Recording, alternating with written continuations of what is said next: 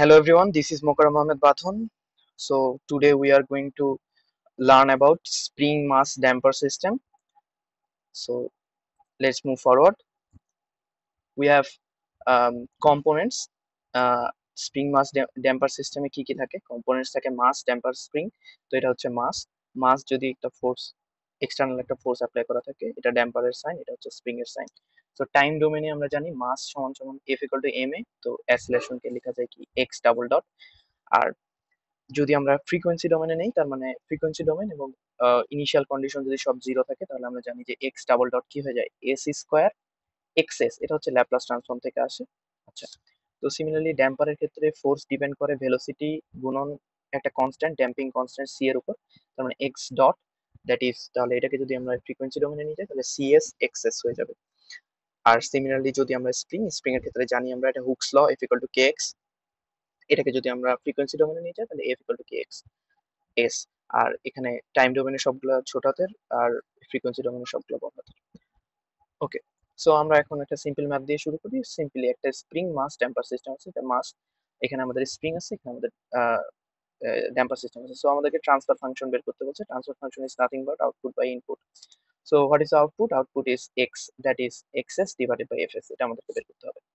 So আমরা যদি এখন ফ্রি বডি ডায়াগ্রাম আঁকি এম এর, মাসের, তো মাসের ফ্রি বডি ডায়াগ্রাম কি, এক্সটার্নাল ফোর্স একটা আছে এফটি ডান দিকে। সো এক্সটার্নাল ফোর্স যেহেতু ডান দিকে, আর তাহলে স্প্রিং এবং মাস কি চাইবে? স্প্রিং এবং মাস চাইবে যেন আমার অবজেক্টটা ডান দিকে না যায়। সো বাম দিকে ফোর্স অ্যাপ্লাই করবে কে এক্স। আর ড্যাম্পার ড্যাম্পার কি C x dot.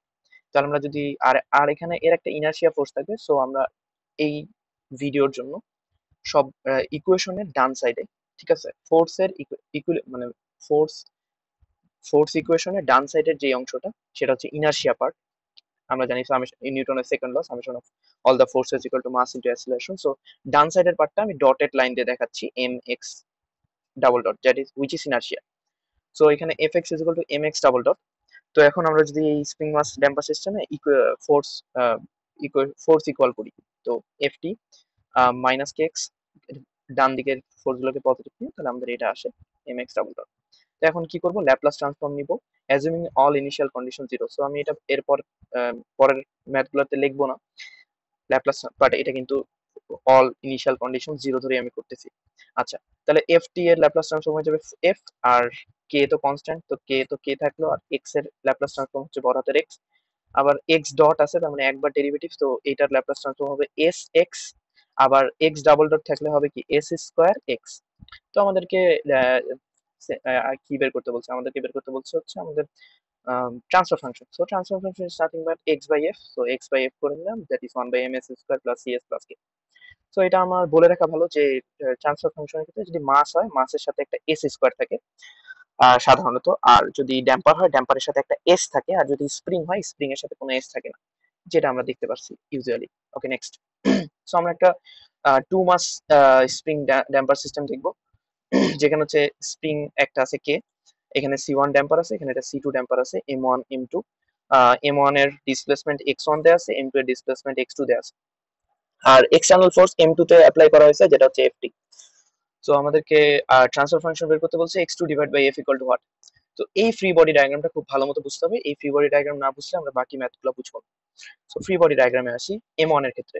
So for M one, M one এর ক্ষেত্রে আমি আগেই বলে রাখলাম যে আমরা যে ফোর্স ইকুয়েশনের ডান দিকের যে ফোর্সটা, অর্থাৎ ইনার্শিয়া ফোর্স, সেটাকে ডটেড দিয়ে দেখাবো। তো এটা এম ওয়ান যেহেতু ডান দিকে যাচ্ছে, তার মানে inertia force M one X one double dot. এটাতে কোনো আমাদের ইস্যু নাই। আমাদের ইস্যু হচ্ছে যেহেতু এম ওয়ান ফোর্সটা ডান দিকে যাচ্ছে, তাহলে কি করবে? স্প্রিং এবং ড্যাম্পার কি চাইবে? যেন ডান দিকে না যায়, তাহলে বাম দিকে ওকে টানে ধরবে। তার মানে কে এক্স ওয়ান স্প্রিং এর ক্ষেত্রে ফর্মুলা, আর ড্যাম্পারের ক্ষেত্রে সি এক্স ওয়ান ডট। এখন আমাদের এই সি টু ড্যাম্পারটার ক্ষেত্রে একটু বোঝার বিষয় আছে, এই জিনিসটা আমি একটু আঁকায় দেখাচ্ছি। সো যদি আমাদের এখানে শুধুমাত্র সি টু ড্যাম্পার থাকতো এবং এখানে কোনো এম টু না থাকে, একটা ওয়াল থাকতো, আর এখানে আমাদের এম ওয়ান অবজেক্টটা থাকতো, তাহলে আমাদের ক্ষেত্রে কি হইতো? এখানে যেহেতু এম ওয়ানটা ডান দিকে যাচ্ছে, তো সি টু ড্যাম্পারটা চাবে যে ওকে বাম দিকে দেওয়ার জন্য, সব ডিরেকশন বাম দিকেই থাকতো। আর এখানে হয়তো শুধু C two X one dot. Okay, but যেহেতু এখানে এম টু আরেকটা অবজেক্ট আছে যেটা ডান দিকে যাচ্ছে, সো আমাদেরকে এই জায়গায় নেট ড্যাম্পিং ইফেক্টটা নেওয়া লাগবে, যেটা হবে X one dot minus X two dot. Okay, x1 dot minus x2 dot. So আশা করি এটা বুঝতে পারলাম। এই সিমিলারলি এই ফ্রি বডি ডায়াগ্রামটাতে দেখি, এই ফ্রি বডি ডায়াগ্রামটাতে কি এক্সটার্নাল ফোর্স এফ আছে, এক্সটার্নাল ফোর্স এফ আছে, আর ইনার্শিয়া ফোর্স আমরা জানি ডান দিকে যাচ্ছে m2 x2 ডাবল ডট, যেটা ইকুয়েশনের ডান সাইডে। ওকে, আর এইখানে যে সি টু এর ক্ষেত্রে, সিমিলারলি সি টু এর ক্ষেত্রে সি টু যেহেতু m1 এর সাথে কানেক্টেড আছে, তাহলে হওয়ার কথা ছিল বাম দিকে c2 x2 ডট, বাট নেটটা নিতে হবে কারণ আমাদের m1 কানেক্টেড আছে। সিমিলারলি এটা স্প্রিং এর ক্ষেত্রেও সেম কাহিনী, যদি মাঝখানে স্প্রিং থাকে তাহলে আমাদের কে থাকতো, আর আমরা নেটটা নিতাম অর্থাৎ x1 মাইনাস x2 নিতাম। তাহলে ফ্রি বডি ডায়াগ্রাম ক্লিয়ার। এবার জাস্ট ফোর্স নিব, summation of all the forces equal two m into a, that is m1 x1 double dot. তাহলে এখানে summation of all the forces কি, ডান দিকে কোনো ফোর্স আছে কি, ডান দিকে কোনো ফোর্স নাই, তাহলে বাম দিকে আছে মাইনাস কে x1, আর এদিকে আছে মাইনাস c1 x1 ডট, আর এদিকে আছে মাইনাস c2 x1 ডট, আর প্লাস c2 x2 ডট, আর equal to m1 x1 double dot. So এটা জাস্ট আমি ফোর্স ইকুয়াল করলাম। এখন আমি ল্যাপ্লাস ট্রান্সফর্ম নিব। ল্যাপ্লাস ট্রান্সফর্ম নিলে কি হবে, মাইনাস কে x1, বড়াতে ছোটাতে এক্সট্রা হয়ে যাবে বড়াতে x1, আর c1 হয়ে যাবে কি c1 x1 ডট হয়ে যাবে হচ্ছে s x1, আর সিমিলারলি x1 ডট হয়ে যাবে s x1, আর x1 ডাবল ডট হয়ে যাবে s স্কোয়ার x1। তো এবার x1 এর কোএফিসিয়েন্ট নিলাম, x1 এর কোএফিসিয়েন্ট নিয়ে এগুলো আসলো, x2 এর কোএফিসিয়েন্ট আসলো হচ্ছে আমার কি, x2 এর কোএফিসিয়েন্ট আসলো হচ্ছে c2s এই ইকুয়েশনে। আর এই রাইট সাইডের এই ইকুয়েশনটাও same, minus c2 x2 plus c2s x1, যদি আমি ল্যাপ্লাস ট্রান্সফর্ম নিই তাহলে আমার এই ইকুয়েশনটা আসে। এখন 1 নম্বর এবং 2 নম্বর ইকুয়েশন, এই যে 1 নম্বর এবং 2 নম্বর ইকুয়েশন আপনারা যে কোনো ভাবে সলভ করতে পারেন, x1 এবং x2 এর ভ্যালু বের করা লাগবে। সো আমার কাছে সবচেয়ে এই ম্যাথ গুলো করার জন্য ইফেক্টিভ যেটা মনে হয় সেটা হচ্ছে আমাদের যেই ম্যাট্রিক্সের সলিউশন বের করতাম সেটা। সো ইকুয়েশন গুলোকে ম্যাট্রিক্স ফর্মে নিয়ে নিব। তার মানে কি, এই যে x1 এর কোএফিসিয়েন্ট গুলো লিখলাম, এই যে এটা 1 নম্বর ইকুয়েশনে x1 এর কোএফিসিয়েন্ট এটা, আর 2 নম্বর কোএফিসিয়েন্ট x1 এর কোএফিসিয়েন্ট এটা, আর সিমিলারলি x2 এর কোএফিসিয়েন্ট এটা, x2 এর কোএফিসিয়েন্ট এটা, আর ডান সাইডে কি, যে এই ইকুয়েশনে যেটা আছে 0 এর। এখন এটা সলভ করব, x1 আর x2 এর ভ্যালু বের করব। সো এটা আমরা ক্রেমার রুল দিয়ে সলভ করতে পারি। সো এই যে অ্যাপ্লাইং ক্রেমার রুল, ক্রেমার রুলটা কি, y এর ভ্যালু যদি বের করা লাগতো তাহলে dy বাই d করতাম। dy কি, ডিটারমিনেন্ট অফ দা y, যেখানে হচ্ছে এই যে y এর টার্মগুলোতে আমি হচ্ছে যেই আমার কনস্ট্যান্টের ভ্যালুগুলো বসাইতাম। সো এটাই করছি, x2 এর ভ্যালু কত, এই ডিটারমিনেন্টে জাস্ট এই যে x2 এর কোএফিসিয়েন্ট গুলা 0 আর f দিয়ে রিপ্লেস হয়েছে, 0 আর f দিয়ে রিপ্লেস হয়েছে, আর এটা নিচেরটা, নিচেরটা যা আছে, নিচেরটা কি, নিচেরটা হচ্ছে এটা ডিটারমিনেন্ট। সো এটা ডিটারমিনেন্ট কি, এই পার্টটা গুণন এই পার্টটা মাইনাস এই পার্টটা গুণন এই পার্টটা, যেটাই করছি এখানে। সো x2 ইকুয়াল টু চলে আসতো কি f ইন্টু এটা, আর এটা তো 0 হয়ে গেছে। সো f ইন্টু এটা, সো x2 বাই f আমাদের চলে আসতো m1s square plus c1s plus c1 plus c2s plus K, তারপর এই লাস্টে যে ডিটারমিনেন্টটা, এটাকে আরো সিম্পলিফাই করা যায়, বাট এটাই answer. So x2 by f। Okay, so আশা করি আমাদের এতক্ষণ পর্যন্ত থিওরি ক্লিয়ার। সো এখন আমরা তাহলে, আচ্ছা, সো এই বিষয়টা আরেকটু বলে দিই, যদি মানে এটা 2 মাস ড্যাম্পার সিস্টেম থাকে তো আমরা ইজিলি বুঝতে পারি যে আলটিমেটলি m1 এর সাথে কি কি থাকবে। সো এখানে দেখেন m1 এর সাথে কি আছে, স্প্রিং আছে, c1 আছে, c2 আছে।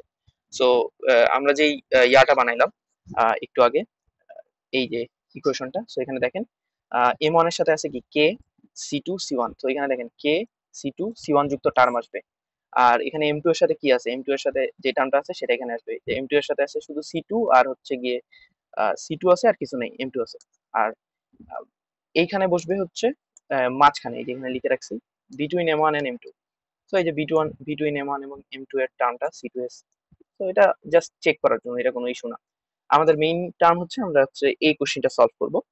সো এই কোশ্চেনটাও সেম, 2 মাস ড্যাম্পার সিস্টেম। এখানে এর আগেরটাতে আমাদের কি ছিল, ড্যাম্পার ছিল, এখানে হচ্ছে স্প্রিং রাখা আছে। সো আমরা এখন ফ্রি বডি ডায়াগ্রাম আঁকে ফেলি তাহলে m1 মাসের জন্য। তো m1 মাসের জন্য ফ্রি বডি ডায়াগ্রাম কি হবে, এটা হচ্ছে m1 মাস, এটা হচ্ছে আমার ইউ ফোর্স অ্যাপ্লাই করা হয়েছে ডান দিকে, external force.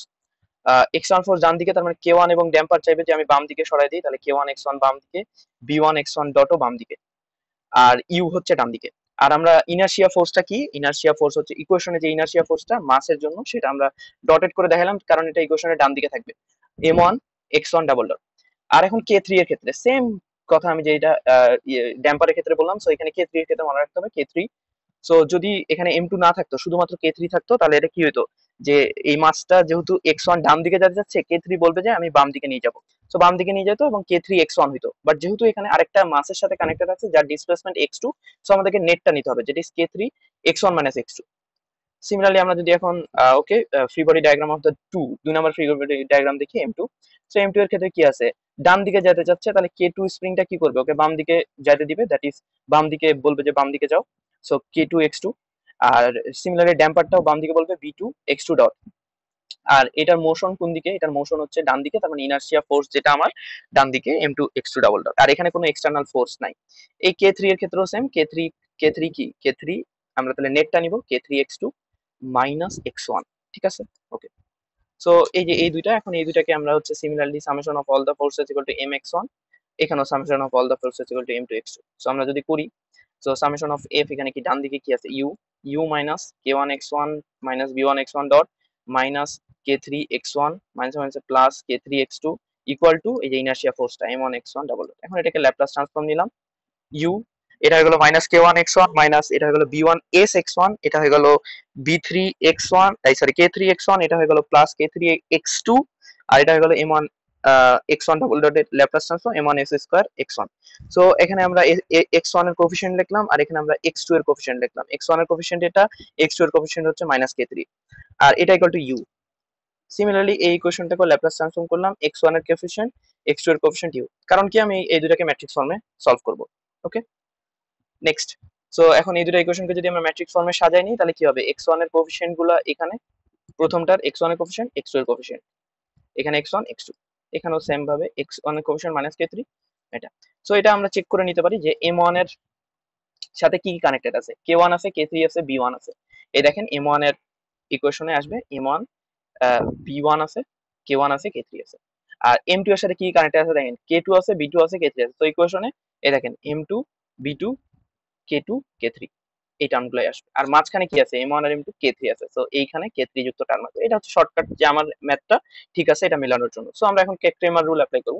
So Kremer rule যদি অ্যাপ্লাই করি, তাহলে আমাদের সিমিলারলি x1 বের করব। x1 ইকুয়াল টু কি হবে, ক্রেমার রুল অ্যাপ্লাই করলে আমাদের হচ্ছে এই ডিটারমিনেন্টটা কি হতো, ইউ আর জিরো এখানে আসবে, আর এটা, আর নিচে হচ্ছে পুরাটার ডিটারমিনেন্ট, এই যে পুরাটা ডিটারমিনেন্ট দেখছি, তাহলে x1 বাই ইউ, যেটার ভ্যালু এটাকে আরো পরে সিম্পলিফাই করা যায়, এইভাবে রাখলেও হবে।